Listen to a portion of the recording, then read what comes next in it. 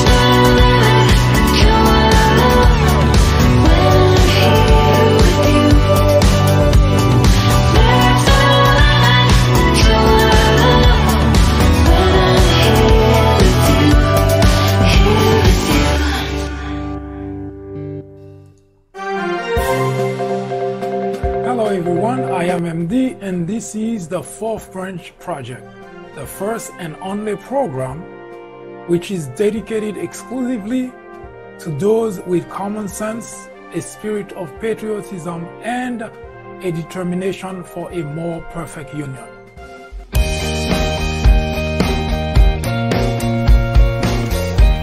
Welcome to the Fourth Branch Program. Glad you can make it. I am MD. This program is dedicated exclusively for those with common sense, a spirit of patriotism, and a determination for a more perfect union. Stay tuned as we begin the discussion of a very important, interesting, and enlightening topic. Hope to hear from you soon. Happy listening.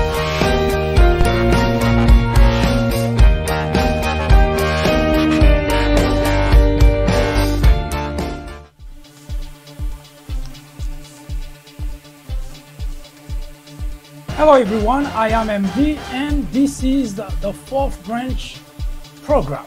Welcome. If you're here for the first time, it is a very exciting program and we debate only topics which impact our lives and which impacts the nation.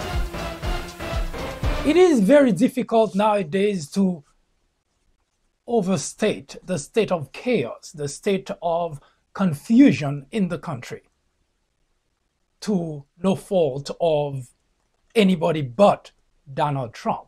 At least so we say, so we think. Ignorance is the biggest threat to any democracy. There is no debate there. John F. Kennedy said that the ignorance of one voter in a democracy impairs the security of us all. We're living and with witnesses of that exact problem. How did we get here? Is it because of Donald Trump? Of course, everybody uses Donald Trump as a scapegoat in order to avoid the biggest problem that the country has been confronting, that the country has been in a crisis for decades. It so happened that Donald Trump exploited the weaknesses, the flaws, and helped to exacerbate the problem. What is the problem? Marcus Cicero said that any man can make mistakes, but only an idiot persists in his error. Do you know by any chance the difference between deception and politics? There is a huge difference. Today, we will continue to debate the crisis that the country has been going through, and at the same time, our topics are men's favorite topic, race relations in America. Those two are very important topics which help to define us as a nation and also which help to interact with one another. It is very exciting. You should stick around. We'll be right back.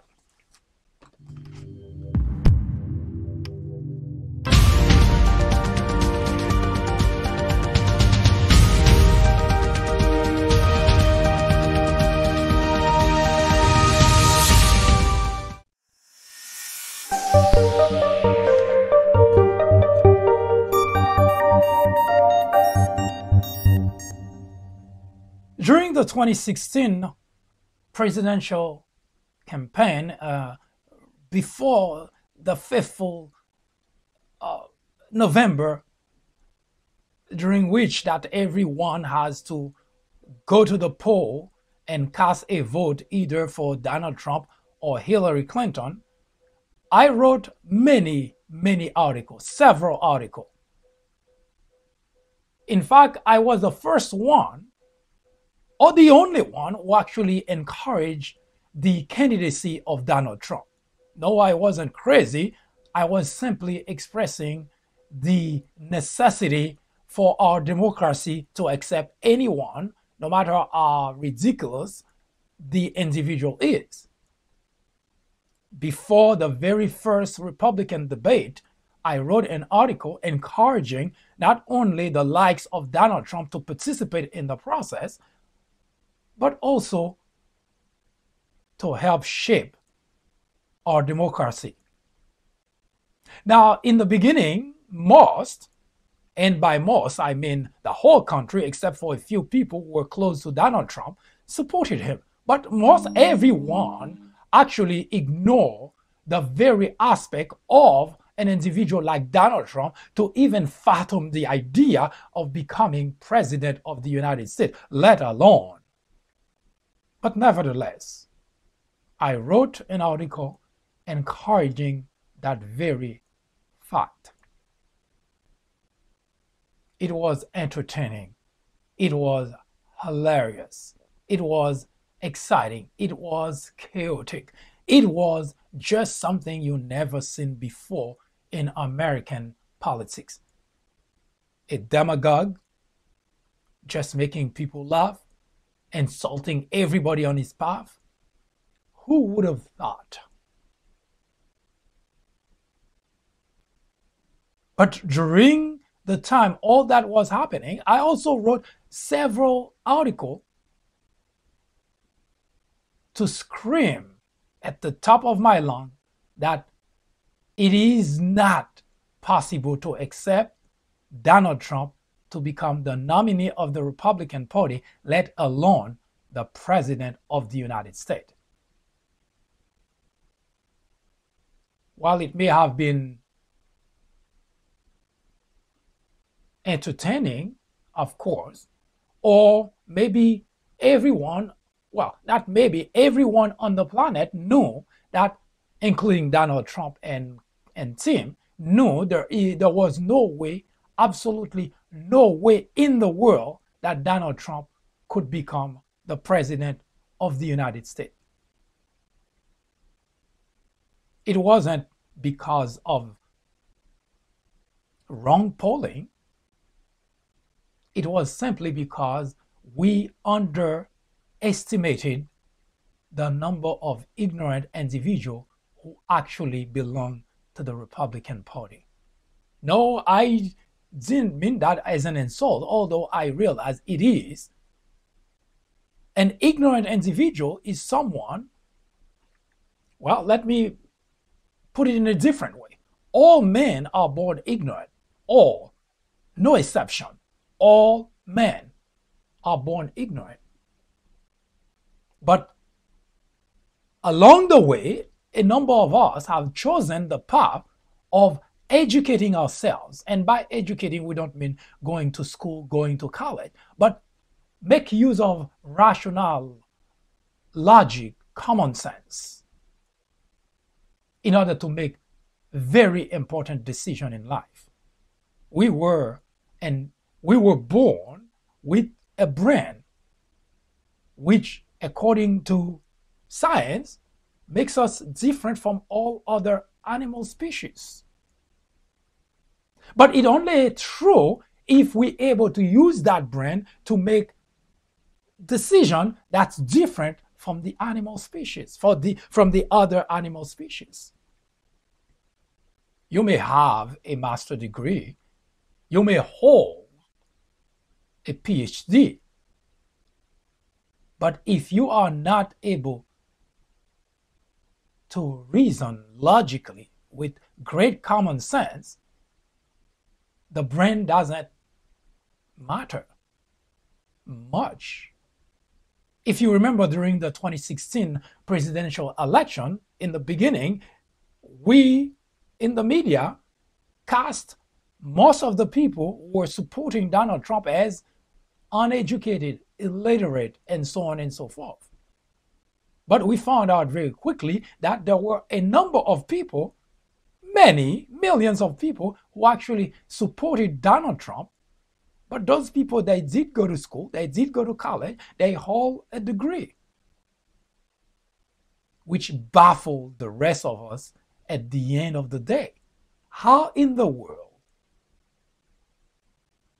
millions of educated individuals manage to bypass any good rational, any logic, and voted for someone who was, by any analysis, incompetent, a liar, a crook? How did that happen? Remember, I mentioned earlier that I was the first one who actually encouraged the candidacy of Donald Trump. But I also wasn't stupid enough not to realize pretty early on that Donald Trump should not become the president of the United States because, well, he just was too much of a stupid individual, too idiot to become the next president of the United States. And besides, it was also pretty obvious to me that Donald Trump did not care an iota about the country. I wrote several articles about that. Was I the only one who could foresee that? Hardly. There were a number of movements during the 2016 presidential election. One such famous one was Never Trump. Many individuals saw what I saw. But it seems that many more were ignorant enough to support an individual who, one, could not care about the country, two, publicly, those are not speculation. Those are documented facts that Donald Trump is a crook. He insulted women. He insulted everybody on his path. He is not only an idiot, by every sense, by the strictest definition of the word, he is an idiot. Ironically, which is an oxymoron to say that he is a very smart idiot. An idiot who is able to recognize other idiots, other crooks, and take advantage of that. Have you seen his administration? He had hired Governor Christie is coming out with a book that actually spells out all that. He has hired only crooks to surround himself with crooks. He sold those millions of ignorant individuals who voted for him, who supported him, on the idea he was going to Washington to clean up Washington, to drain those swamps, so to speak. You did not have to wait for Donald Trump to be in Washington in order to realize that he is a swamp master. He lives in the swamp. Everything that Donald Trump did in his private life, exposed, available to the public, is nothing but an individual who never abides by anything legitimately or legally. How do you expect someone who's been living a life of corruption, his private life is only that? You would expect that individual to suddenly, overnight, become a different individual. That does defy logic. So when I say that a number of ignorant individuals voted and supported Donald Trump, yes, it is an insult, but it is a warranted insult because those individuals have put the country in a position where our democracy is in jeopardy. It shouldn't have been, because all the signs were there. You could not expect Donald Trump to become a different person. At least that's the argument I heard, that suddenly Donald Trump will become president and will become a better person. That simply defies logic. Someone who has been living all his life doing everything wrong, everything underhanded, not only he was very good at it, but he hired only people who could help him further that type of life. For anyone to expect him as president of the United States to be different. At no point during that time did I ever see Donald Trump become a different person, because it was pretty obvious logically that he could not become different. What the presidency would do, at least that's what I know would happen. I wrote about that. I'm not just saying that today just because everybody is watching it and say, oh, well, everybody's saying the same thing. Most of what I wrote about Donald Trump was simply discarded, ignored, shrugged off as if I was a lunatic writing those things. Today, looking back, everything that I wrote about Donald Trump at a time that nobody could see those things coming, I wrote them and people just simply shrug it off. Now, I said all that because the past few days we've been getting a lot of reporting about what really has been going on with Donald Trump during the election in regards to Russia. Now, I wrote several articles about that as well. But one in particular that I want to bring to your attention, and for sake of conversation, I strongly suggest you head to the peoplebranch.org website. It's People Branch. That's two words, but make it one. People, the word people and the word branch, like third branch. Peoplebranch.org. You head to that site, you'll find that there are a lot of articles that I wrote about the predicament we are here today, but those articles were written way before we get to this point. And one article in particular I want to bring your attention to is an article I wrote on December 16, 2016. That's just a month after Donald Trump was elected president of the United States. It was at that time president-elect. I wrote "Traitor in the Oval Office."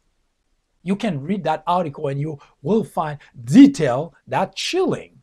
Now, I wrote many more articles following the swearing in of Donald Trump to show the relationship between Donald Trump and Russia, but that's after Donald Trump moved into the Oval Office.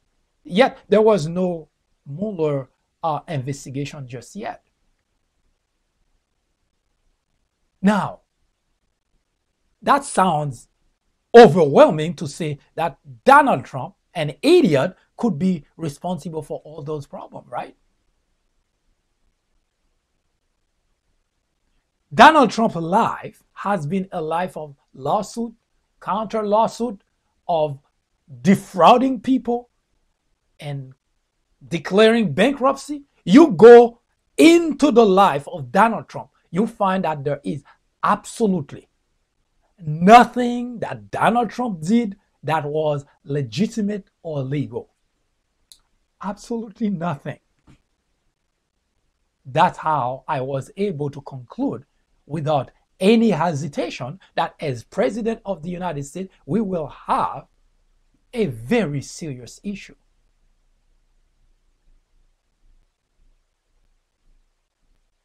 An issue we have. But despite everything that I just said, Donald Trump is not a problem. He is a symptom of a problem.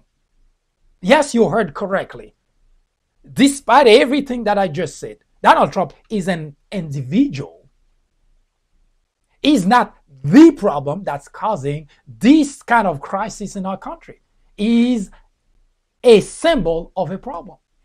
And the problem is the Republican Party. And I say that we at the Fourth Branch, we are not concerned about political party. But anything that impacts our life, that impacts the country, regardless of which party it's coming from, we address it and we try to bring some common sense into the conversation. That's the very point of the Fourth Branch. So Donald Trump is not really the problem. He is the symptom of a problem that exclusively in the Republican Party. First, notice one thing. Donald Trump is not a Republican. Everybody knows that. There is no if and but about it. Donald Trump has always lived his life as someone who agrees to everything, almost everything that Democrats do. Whatever issue that you're talking about, take a look at Donald Trump in the past, his comments. He is naturally a Democrat. But Donald Trump ran as a Republican. And there is a reason for that. there is these flaws, these opportunities offered by Republican in the Republican Party, which accept any kind of garbage. They lie, they deceive their constituent, they lie deliberately. Remember I mentioned earlier, what is the definition, what is the difference between deceptions and lie? Actually, deception and politics. Everybody knows people in politics lies.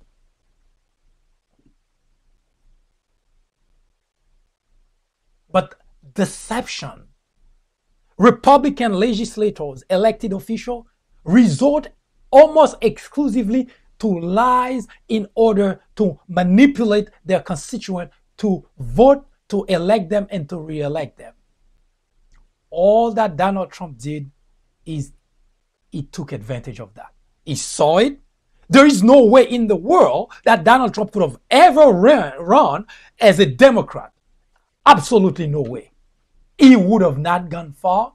He would not have been embraced, accepted the way that he was in the Republican Party. Because the Republican Party, both the elected officials and the constituent, they are gullible, they are ignorant, they accept anything people tell them. Now, you may see that there are a lot of fight inside the Democrat Party. Now, while the press, the media, reporting it as trouble in the Democrat Party, this is actually very good for democracy, for groups of people to have divergent of opinion and fight it out, because that helps. In the Republican Party, one person says something, it doesn't matter how outrageous it is, everybody falls in line. Donald Trump took advantage of that. That's why he was able to elude all those Republicans and tell them a bunch of garbage, which they all went along for. That's the problem. Again, Donald Trump is only the symbol of the problem.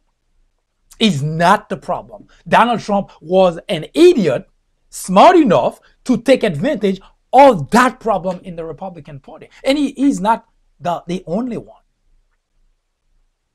Guess who Russia has always targeted? The hackers. When I say targeted, I don't mean in terms of hacking, but in terms of collaborating with to do things to the country. They tried Democrat, they didn't succeed. Why is that? But the minute they went to Republican, wide open, they accepted. Republican people in the NRA, they travel to Russia, they buddy with Russian. Ask yourself why.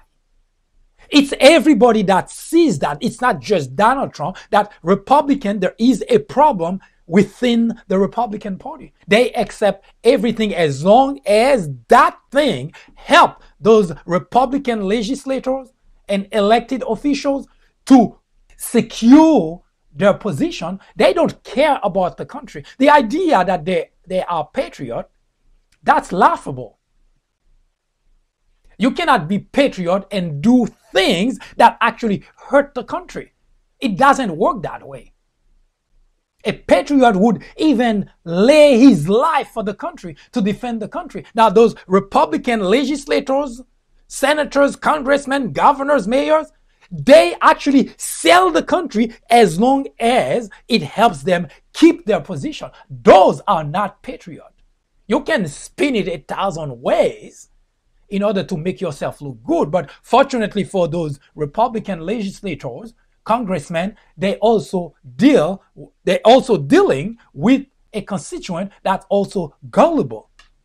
Because if all those people could accept and even believe Donald Trump, what he was telling them, and even up to today, we're talking about all those evidence that's been coming out and showing clearly that Donald Trump is a crook.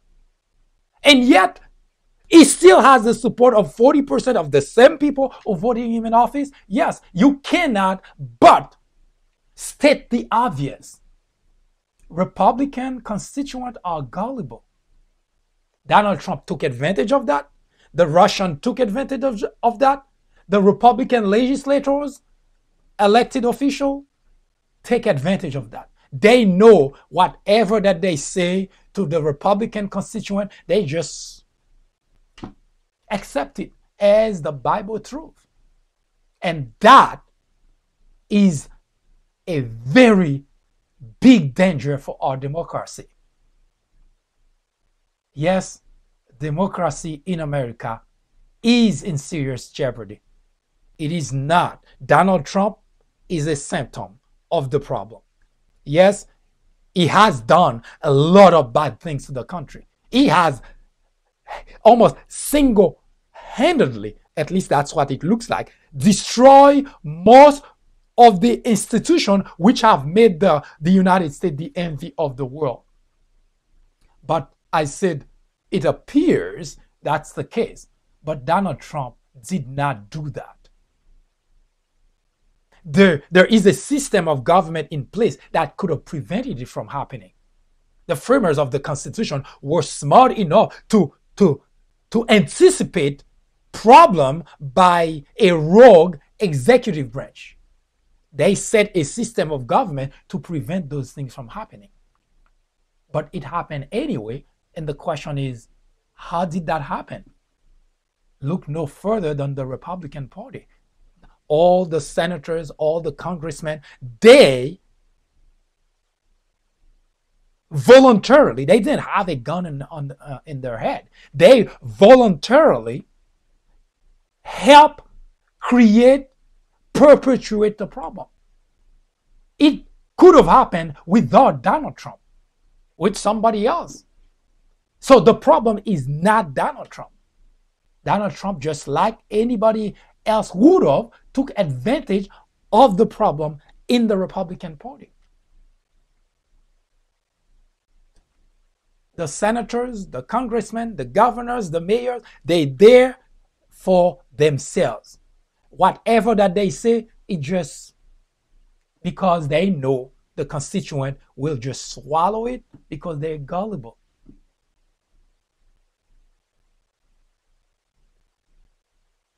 But by any analysis, the predicament our country is in today, yes, Donald Trump is the face, but the problem is the Republican Party.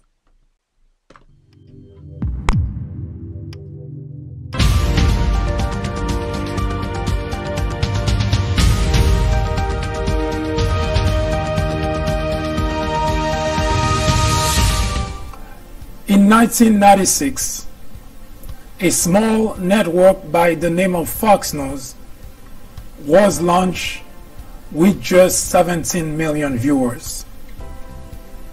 Today, with over 100 million people watching regularly, Fox has become the greatest threat to our democracy, constantly bombarding the airwaves with false information, distortion of facts, and outright lies, presenting to its audience as news.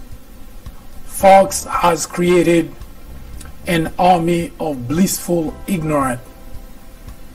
According to a recent survey, 82% of Fox viewers are ignorant of facts and the truth. To keep millions of people in ignorance not only prevents democracy from flourishing, but it also clears the path to authoritarianism, to dictatorship. Martin Luther King Jr. said,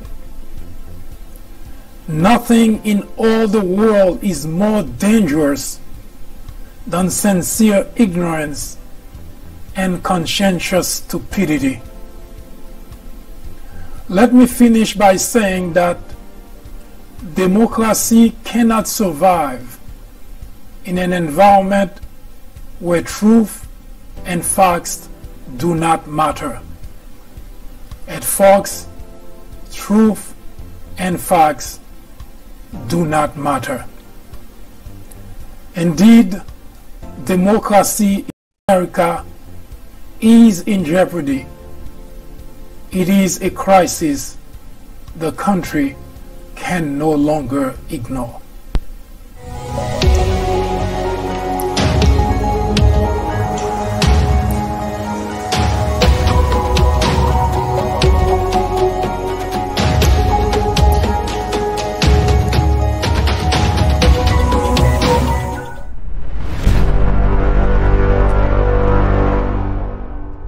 We left yesterday talking about slave trades, the rebellion, bloody rebellion.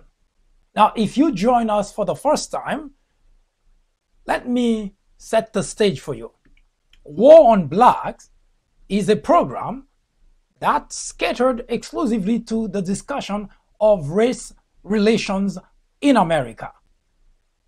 Now, there are many videos currently on the People Branch YouTube channel archive under that very banner, War on Blacks, and of course, race relation. We had a long introduction, 5-6 video of introduction, and we have been talking about race relation in America. And in order to understand the current predicament that we have here today in terms of the type of interaction between blacks and white, we have to take a look back all the way to slavery, because there is a missing piece in this interaction.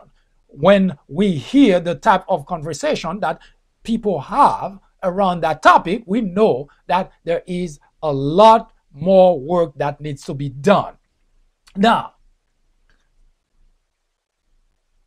in order to solve a problem, there are three major factors that ought to be present, that ought to be acknowledged, that ought to become part of the solution. One, the problem must be acknowledged. In other words, identify the problem.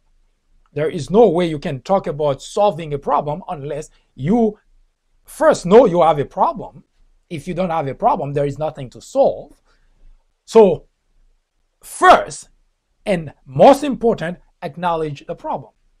And the second is, of course, to understand the problem. Now, you may acknowledge a problem, but if you don't understand the problem, you cannot solve it. If you may recall Ebola a few years ago, which sent the scientific community to a race for a cure. And the reason is because nobody understood the disease just yet. Well, when I say nobody, the scientific community understood the disease. In other words, there was no cure. So they had to go and try to understand the disease. And the third factor is, of course, communication between the concerned parties. If we take the same example on Ebola, now the people who were affected, the people who were exposed, the people who were prone to, everybody who was somewhat in the vicinity of that problem ought to communicate to the scientific community in order for the problem to be resolved. Because if you were to be affected and you don't say anything, you most likely would die and infect other people around you, and the disease will continue on despite the fact that there could have been a cure. So communication must happen. So the three factors are necessary in order to solve any problem.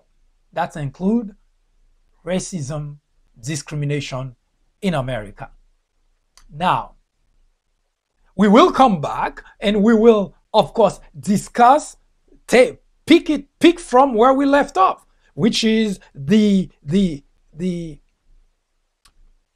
rebellions. What exactly was going on as to where we are in the rebellion of the slaves. But before we leave, we have to set the stage for you so that if you join for the first time, you know exactly where we at, what our basis is, and how we're moving with this conversation. One, we acknowledge that there are two very large groups of whites in the country. Millions of whites who are racist and who discriminate.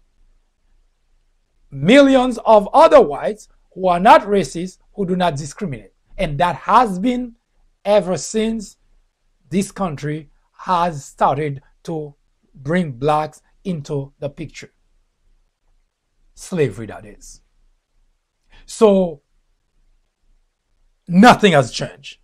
Slavery was declared officially over with a stroke of a pen by Abraham Lincoln in 1865. More than 100 years later, we are still talking about it. What's going on? Now, I also, that was the first bulleted point. The second bulleted point is the fact that I acknowledge that those both blacks and whites today, they are not directly involved or concerned about slavery. And the reason I say that is because slavery was officially over in 1865, and I doubt any one of us who is here now, black or white, would have been there at the time of slavery. So that also acknowledged. So in other words, I know that I'm talking to, whether it's black or white, I'm talking to individuals who only indirectly or could only indirectly be related to anything slavery. What does that mean? That means your great grandparent could have been a slave owner or could have been a slave. So if you black, your great grandparent most likely were slaves. If you white, your great grandparent were slave owners. So that said, neither the black side or the white side could simply wash their hands and say, we have absolutely nothing to do with slavery. Far from it. And as I continue with the discussion, I will continue to show you that both blacks and white are very much concerned about slavery, because in order to get the problem that we're talking about, race relation in America, moving forward, and for all parties to get an understanding as to why in the midst of 21st century we're still talking about the problem, then we have to understand what happened there and be able to walk with time and see why today we're still coping with that problem. Now, a note, specific note about that before we move forward with rebellion. Racism is the behavior, it's the action, it's the thought that one individual, white, has towards another individual, black, that's based exclusively on external factor, on physical aspect, skin color. There is absolutely nothing else the individual that express racism towards that other individual has, except for that physical external aspect. They have no idea. They just don't like blacks. Now, I mentioned before, and I'll mention it again. It would not matter to me that my neighbor next door is racist. It would not matter to me that I walk down the street, get on the train, go to the supermarket, go to any place and find that everyone in my path or every white individual in my path is racist. That doesn't affect me. It doesn't make me sick. It doesn't make me better. It doesn't make me poorer. It doesn't make me richer. It simply doesn't impact me. So I couldn't care less. But I am very much concerned about institutionalized racism. Now, what is that? Institutionalized racism is a system which nurture, condone, or even promotes racist behavior, actions, and languages. Now, let me explain it in lame terms. When the legislators in Washington, Republican legislators in Washington, decide to put on the federal bench or on the Supreme Court an individual who is openly racist, this helps to perpetuate or to continue institutionalized racism. Now, example, a black and a white walk into a courtroom for the same problem, for the same crime, or for the same whatever that is. It is almost a guarantee that the black will be more harshly punished. And that's not a speculation, it is documented. That's what institutionalized racism does. A black walks into a store and a white walks into a store. The black is being followed, whether physically or through camera, eyes, etc. But the white is ignored because it is institutionalized racism. That's what institutionalized racism does. For instance, in New York, we already know the story that a lot of blacks were stopped and frisked. Whites just went through. That's institutionalized racism. Now, the reason that there are so many blacks in jail, especially nonviolent crime, is because, as you know, that possession of drug, we're not talking about drug to distribute, for consumption, small little packet of drug. Now, I'm not here to promote the idea of consumption of drug. That's not the conversation. But to make the point,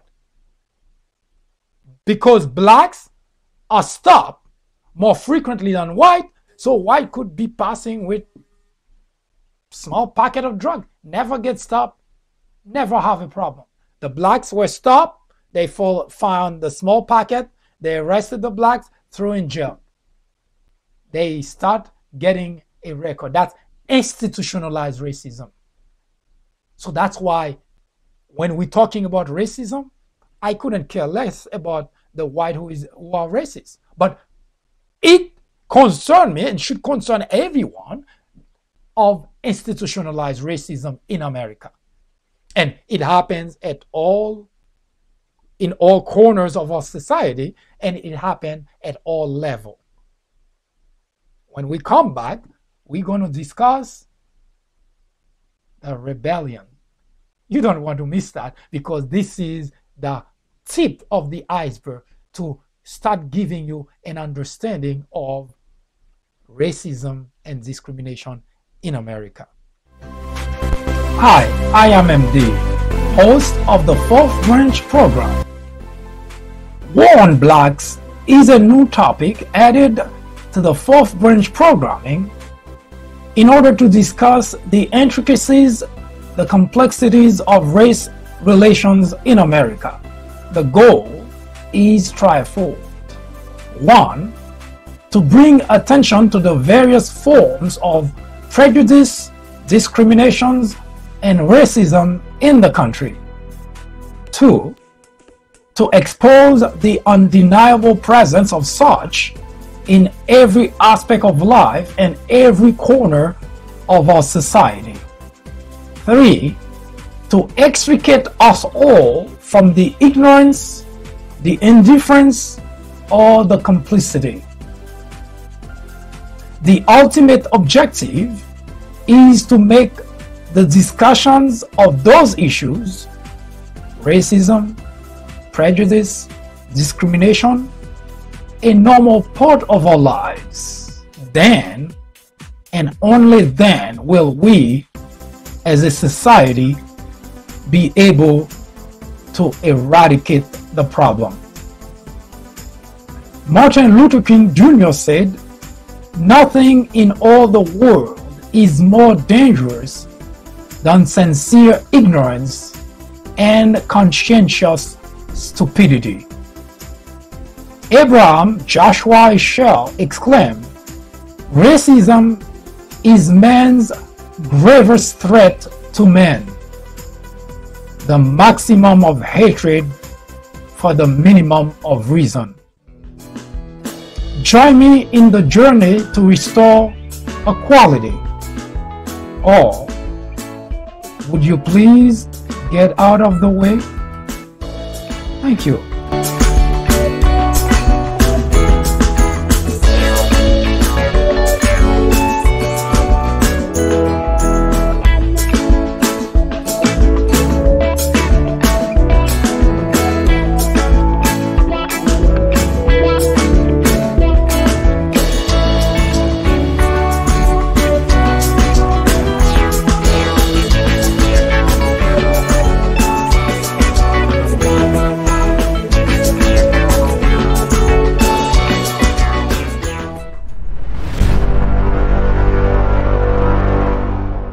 Last time we left, we were talking about rebellion, bloody rebellions of slaves. And we talked more specifically about the rebellion that took place in Charleston, South Carolina, during which time a number of slaves, 20 of them, decided not only to escape, but to kill whites in the process. Now, what I like to point out every time I talk about slavery is to make certain that the word is not used as if, well, it's just a word that we refer to explain that at some point in the history of this country, we had what they call a dark period. And everybody moves on as if everything is resolved. What I want you, as we're talking about slavery, to understand is the fact that slavery was a time during which whites, mostly in the South, had enslaved blacks, captured them like animals from Africa, threw them at the bottom of a boat, packed them like sardines, one on top of the other, and sold them to various parts of the world. Of course, here in America was one of the places that were buying slaves. Things were so bad during the time that they hunted, and if you watch any of the previous videos, especially the introduction, you would know that we did not pick war on blacks as a way to sensationalize the topic, but because we want to suggest casualties. Now, during the time that from Africa, where blacks were hunted like animals, shot dead if they could not capture them, and those, especially those who had family to protect, children and so on, they were the easiest target, because those men would not necessarily run because they would want to stay put to defend their families.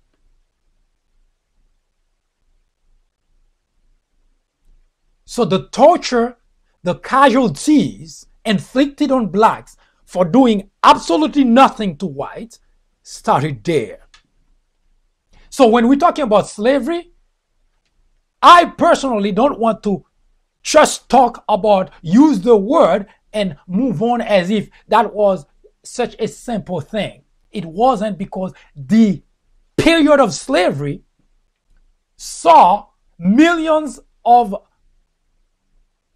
well, maybe not millions, hundreds of thousands of blacks killed, tortured, enslaved.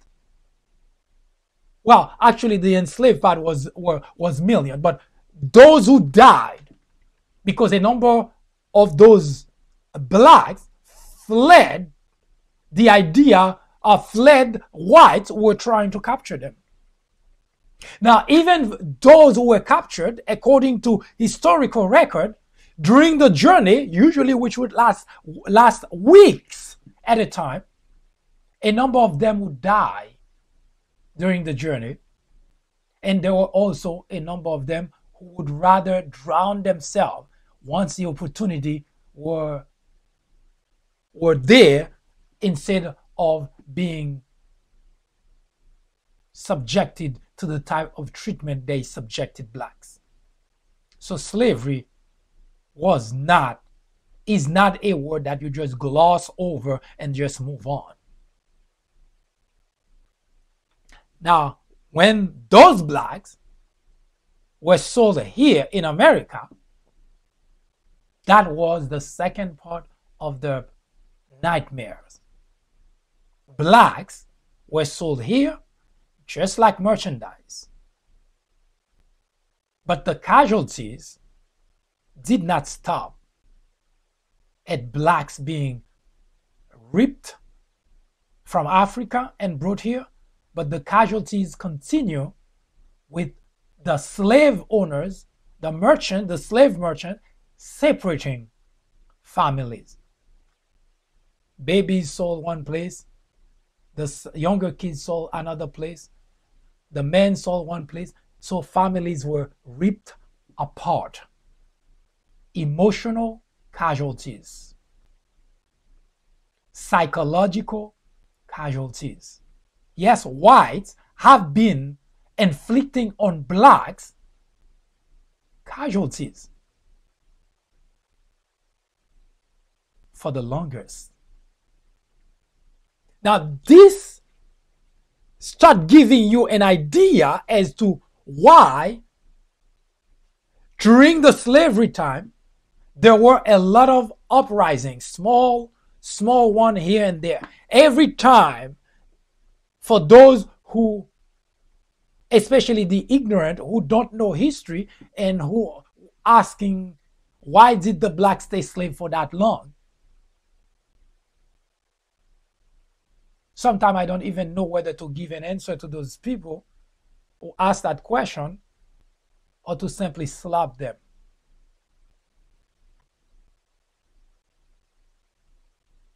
Why did they stay so long?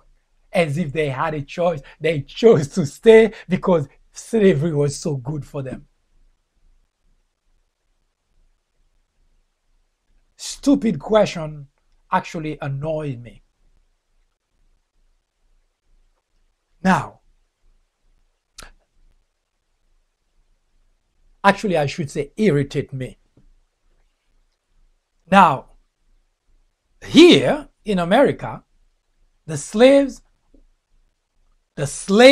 once sold, now they became the possession of the slave owners. Slave owners could do anything they wanted to slave, and there is no price to pay.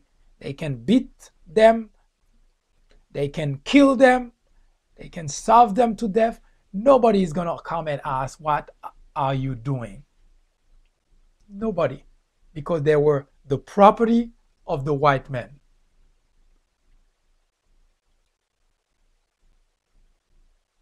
Now, during the whole time of slavery, many slaves tried to escape. Some did and get shot and get killed.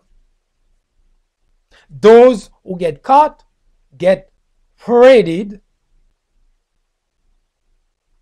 Their punishment, rather, I should say, were a public matter.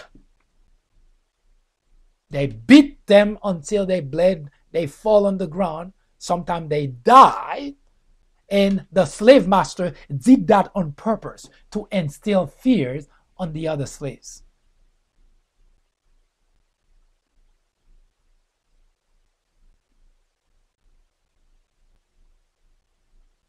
when we talk slavery, we're not talking about a period where you just gloss over as if, well, that was a dark period. It wasn't just that it was a dark period, but to try to understand the rationale of the individuals subjecting another individual of such treatment, and yet did not have any qualm going to church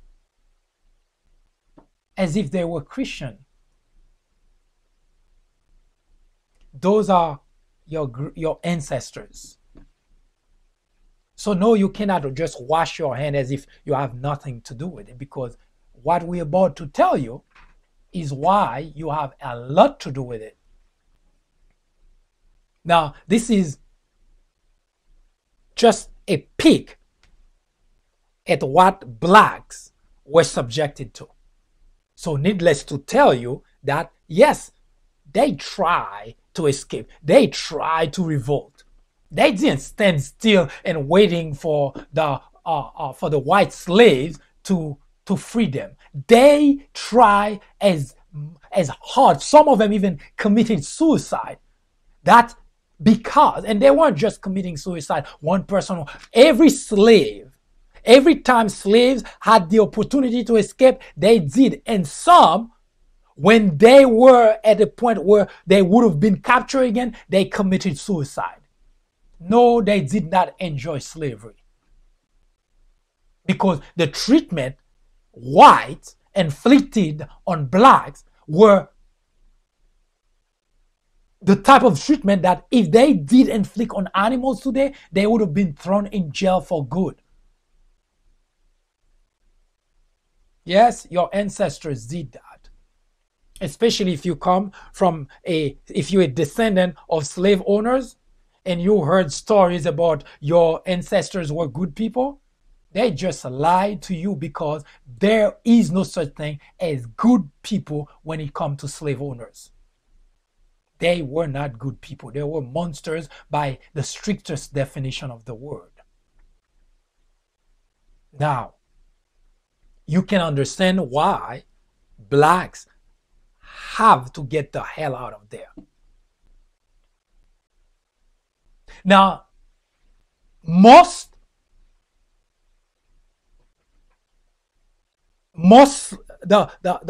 a great part of the slavery happened in the South. But it so happened that New York, of course, we had it happen in Maryland, New Jersey. New York also had slaves, but it was not as widespread in the North as it was in the South. That's the reason the North was more open to blacks being free than the South was. The South, the wealth of the individual in the South depended exclusively on blacks. And that's also a topic we'll touch later to explain to you. When you look at a white individual and a black individual and you're trying to compare their financial situation, their position in the social status, and you'll understand also why there is such a huge discrepancy. So in New York City, actually, according to historical record, in 1712, New York City, not the whole state, New York City had the population of New York City, 20% of the population of New York City were slaves. 20%. That's a huge number. Were slave. Now, contrary to the South, New York City had slaves that weren't just black. There were blacks, there were Indian, there were people from Ireland. There were a number of individuals who were enslaved along with the blacks. But there weren't many of the other groups. Blacks made the majority of the slaves.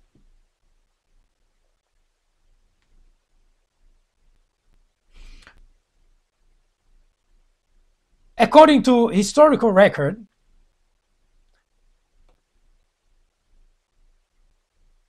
the blacks in New York, as it was in many other parts of the world actually, where blacks were sold as slaves, they devise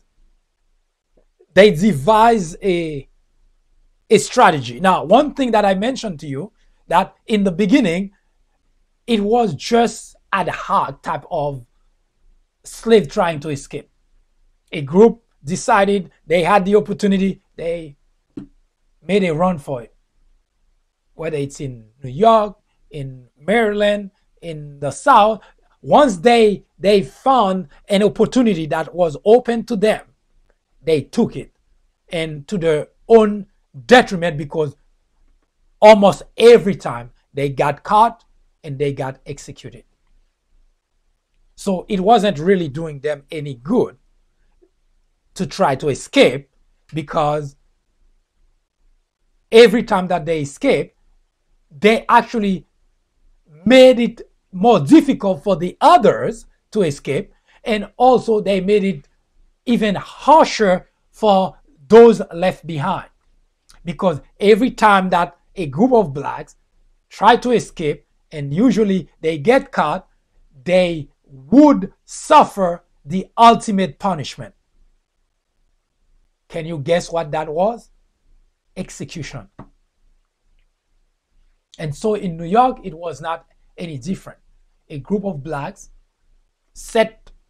went and set a plantation on fire. And when a group of whites, armed with knives and rifle and sword, etc., tried to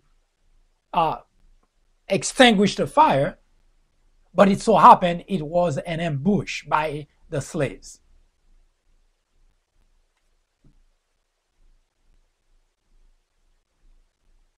So they kill the white folks. But as word started getting out, those who escaped tried to hide, but they were caught anyway, as I mentioned at the top, that because they were disorganized. They just got an opportunity to escape, and they escaped.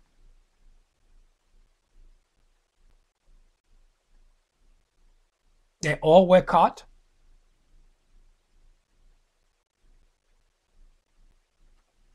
They had a trial. All of them convicted. 21 of them were executed publicly, and that was a strategy by whites in general to hang blacks publicly. And what they were trying to convey to the other slave: this is what's going to happen to you if you try to escape, and we catch you.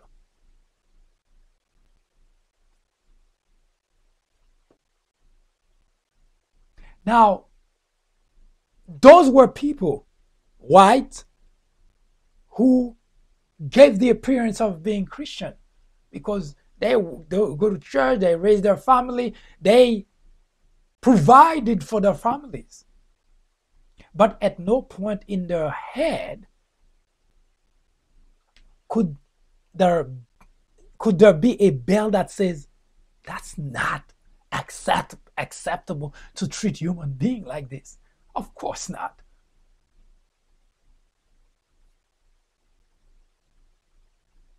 Now, in Long Island, we're still talking about New York. Historical record told us that a group of black slaves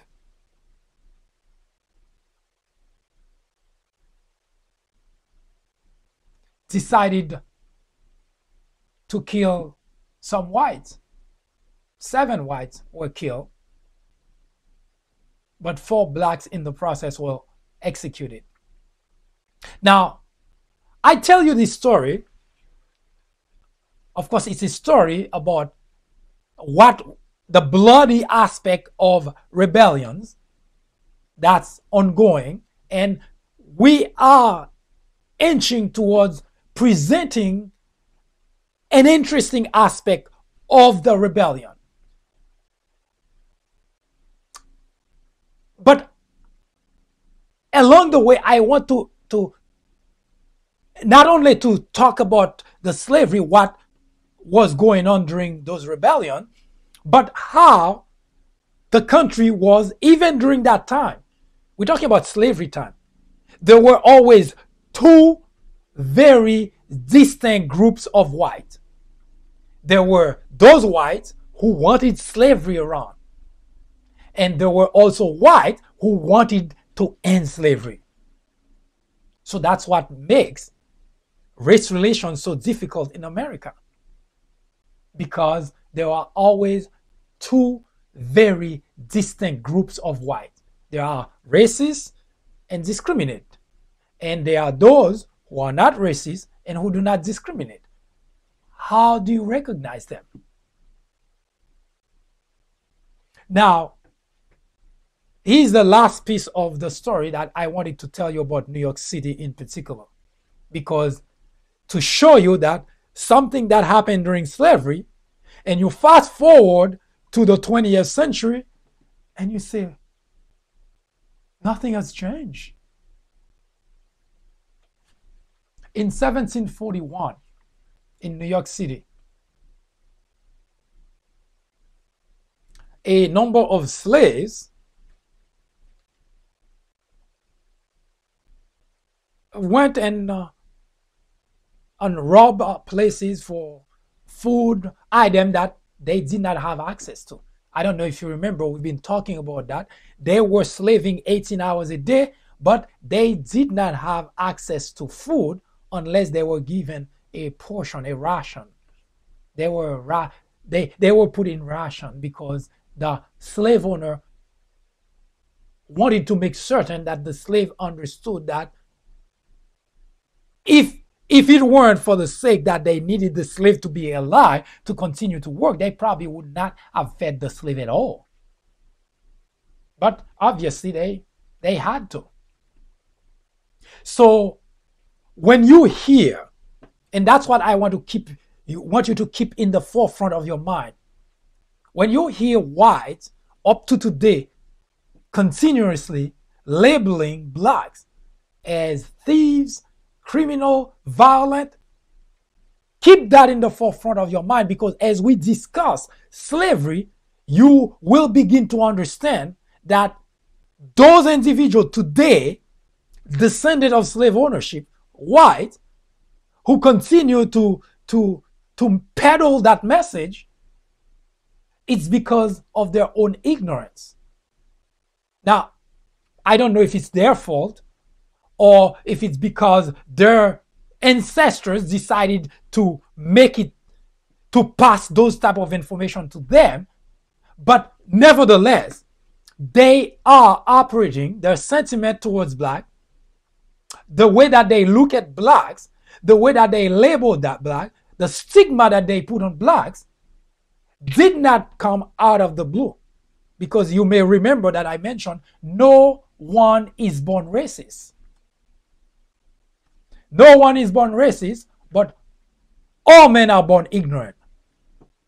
And those two we need to bring and reconcile, because that's the biggest problem in the discussion of race relation in America. Now, here's the story that I wanted to bring forth. In 1741, what I just mentioned, that a group of blacks went and stole food, stole weapons, and they tried to move towards a different part of the North where the problem of slavery did not happen. Because as I mentioned, that the North was had much less of that problem than the South. The South, that's where slavery thrives. Now, here's what happened.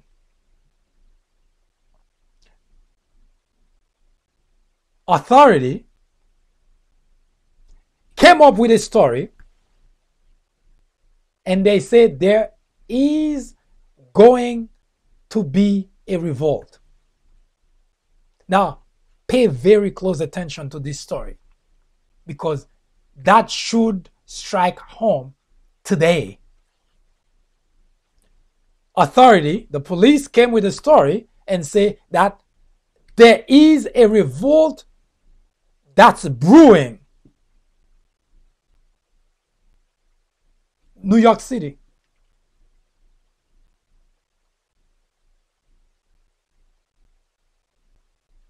Now, the next part, you're not going to believe it.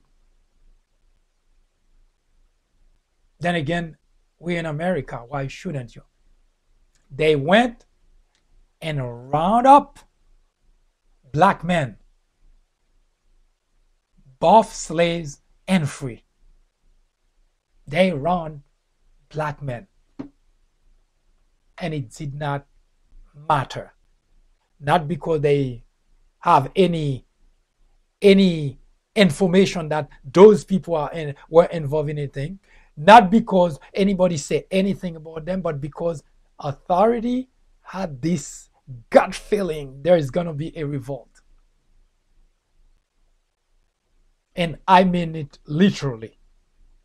They had a gut feeling that there was going to be a revolt. Uprising. They rounded up black men, both slave and free. By the way, they hadn't done anything yet. Nothing wrong. They put them through a trial. I guess to ask them if they were plotting a revolt.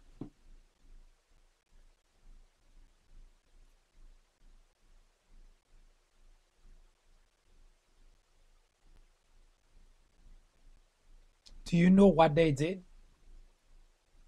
In the trial, they found them guilty of, ask yourself which crime, but they found them guilty. They executed all of them. Now, I say keep that story in the forefront of your mind, because you may remember that in the 1980s, 1988, 89, more specific, if you remember the story of the Central Park Five, where there were 5 black men, teenagers at that the police pinned a murder on, rape and murder. They spent, Donald Trump took a page, I think it was in the Boston Globe or Boston Herald or New York Times, one of the major newspapers, took a full page to ask for those 5 teenagers to be executed. Yes, you heard correctly. What I just mentioned happened in 1741. They round blacks for no reason except that someone had a gut feeling there was going to be uprising. They rounded black men. They put them through a mock trial, found them all guilty, and executed all of them. Fast forward to 1989, 5 black teenagers were picked up by police who forced them to confess of a murder, rape and murder that they did not, on a white woman that they did not commit, and they end up in jail and spend most of their life in jail.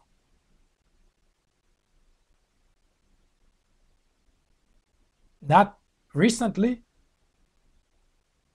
actually quite a few years ago. By the way, they did not find any DNA on the woman that was raped, any of those 5 teenagers' DNA on that woman. They did not find their print. They did not find anything of those 5 black teenagers, but they went to jail anyway. To find out 2, 3, 4 decades later, they had absolutely nothing to do with what happened. Now, if Donald Trump had his way, those teenagers would have been executed.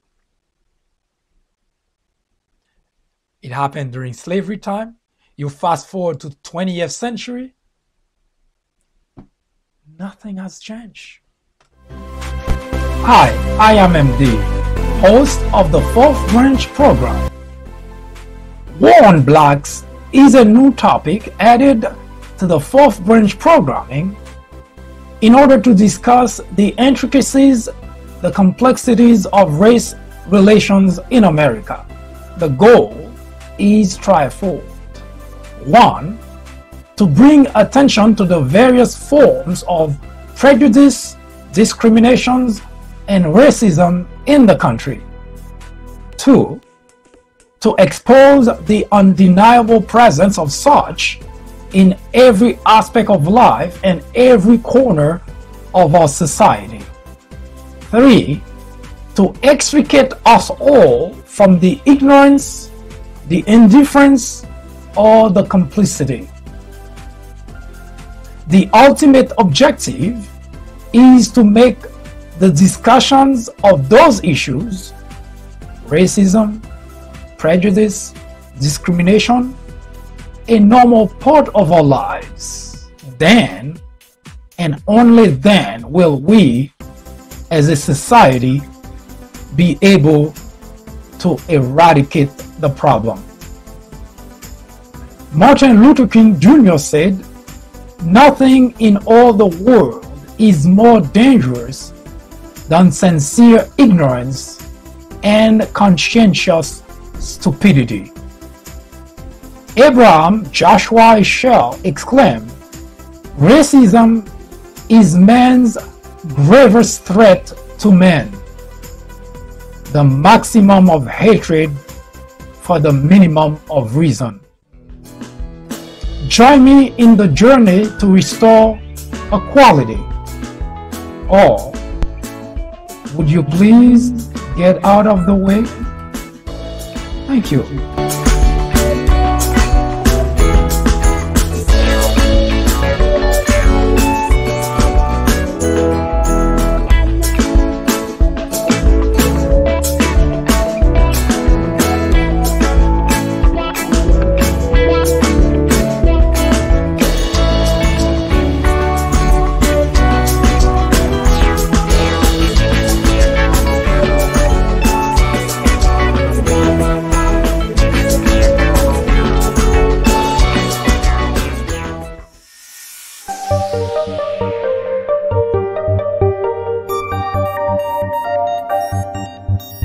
I hope you enjoy this presentation and you get something out of this discussion of slavery, the rebellions, and of course, race relation in America. If you have any questions, suggestion, criticism, please do not hesitate to contact us. In the meantime, if you have a topic you would like us to research and discuss, we would be glad to do so. I strongly encourage you to follow me on Twitter and on Facebook, which will give you the opportunity to receive invites and updates every time we have the program. Please do not hesitate and do remember to follow me on Twitter and on Facebook. I hope you have a wonderful afternoon.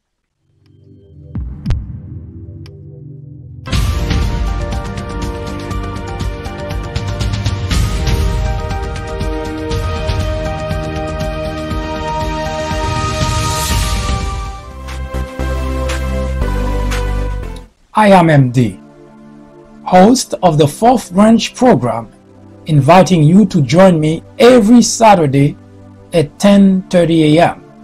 and every weekday at 2 p.m. for discussions of social political issues and to dissect the meaning and the importance of current events, as well as to understand topics of legislations.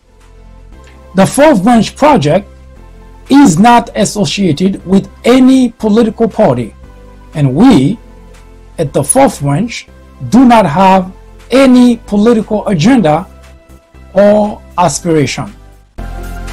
Our ultimate objective is to work towards achieving a more perfect union by removing ignorance, the biggest obstacle to our democracy. Join me on our next social media broadcast. See you then.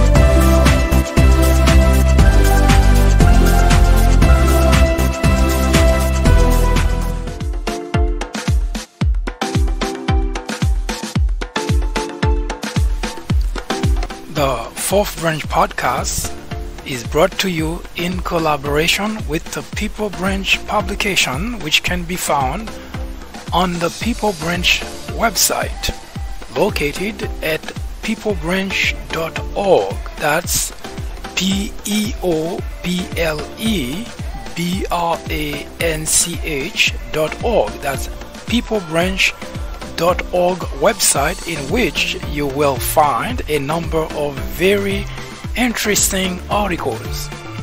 My name is Mike Duchesne, MD for short. I hope you have a great afternoon or a great evening, whichever it happens to be. Hopefully you can join me again next time for another interesting episode of this podcast.